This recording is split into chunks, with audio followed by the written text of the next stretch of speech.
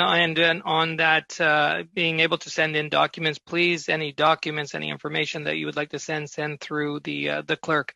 Now we're going to move to questions, and the members are going to have an opportunity to ask the witnesses questions. We're starting with Ms. Ikra Khalid from the Liberal Party. Thank you very much, for 7 Mr. minutes.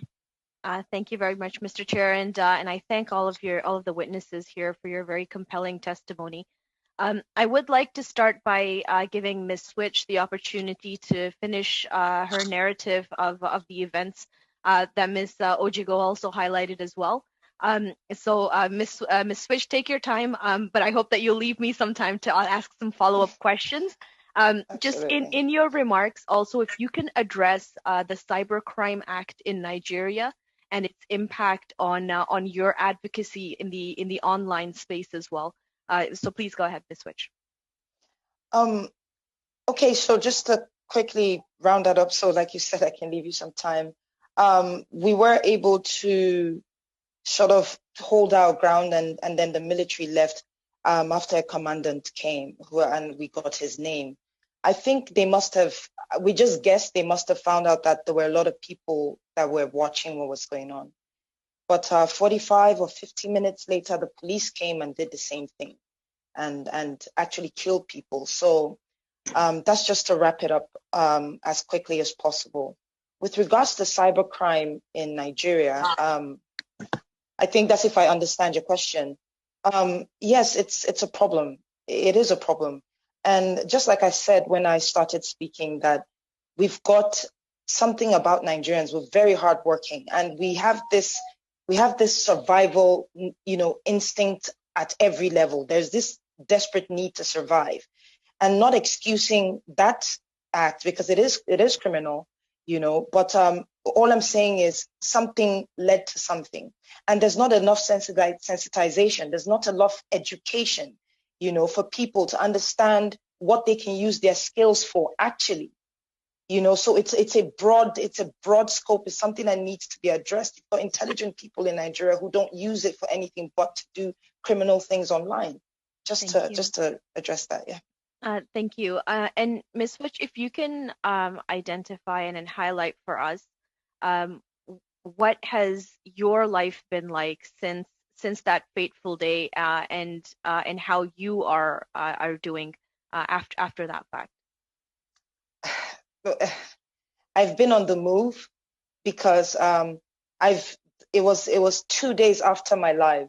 The first threat came in. I thought it was a joke. I sincerely thought it was a joke. I was on my way home, because I had been on the street for 2 days straight. But just as I was leaving, because some of my colleagues in the same industry as I am tried to come get me out of the hospital, I was sort of vouching for one of the boys that we took in there. He was shot in the neck by a policeman. And just as I left, I got a phone call telling me I should please leave the vicinity, that there were military men at the hospital. And I think they found that out because on my story as well, I was thanking the manager of the hospital for letting us into his hospital and for treating us for free. So I think that's how they got that information. So I had to abandon my home. I moved from people's homes, like different places. I stayed in someone's property that they hadn't lived in for a long time. And then just to get out of Nigeria, I made short videos of my trip, just getting to where I am today. And I'm still traveling. So I'm not even done with my trip. And it's like in the forest just to get out of Nigeria. I still, when I put a cotton bud in my left ear, I bleed from there. I have a picture of that as well. I've been trying to document everything. I barely sleep. It's crazy. I can imagine parents who actually can't find their kids now because they've moved bodies. So I don't know. Thank you for sharing that, Ms. Switch. I really, really hope that things improve. I'll turn to Ms. Ojigo with respect to your comments about Amnesty International and your ability to operate in Nigeria. You had mentioned that you've been asked to leave the country. We've seen, and you also mentioned that this End SARS movement is not new. what is different in this instance that has brought such large volumes of protests that has really highlighted this issue within the Nigerian people? Thank you very much. I'll start with your last question. A lot of things have been building up in Nigeria in the last couple of years. So it was in 2017 that the EndSARS hashtag started trending online. Last year, there was a visit by the Special Rapporteur of the United Nations on extrajudicial unlawful killing.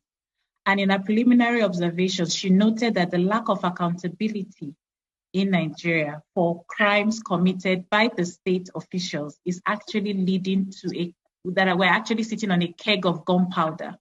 So the early warning signs have been there for a pretty long time, and it's kind of like peaked, showing that the government needed to address this issue. If people complain, you need to ensure that justice is served. So I guess that when that video on the 3rd of October was trending, people just had enough.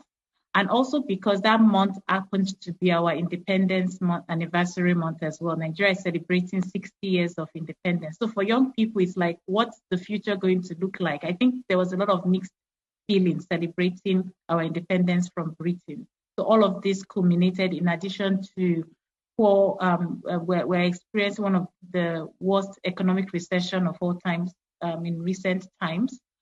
Prices of things have gone up. So people are like, we can't even walk free on our streets. So we need justice to happen. With regards to the threat to Amnesty International, it's by a group that we suspect is being sponsored by the Nigerian military. We've not been able to directly link them together, but we've been having threats. We've been having staged protests in front of Amnesty offices whenever we release reports. And we've noticed that it's always when there's been a report linked to the military, we'll just have protesters in front of our office. And we have videos to show that afterwards they go and share money and then they leave. But why this threat is particularly worrying for us is not because they've asked us to leave Nigeria. They've asked us many times to do that. But because we are coming out of a period where there's been wanton killings and destruction of property across the country. We've been campaigning against the police. Thank you. And so we feel the people that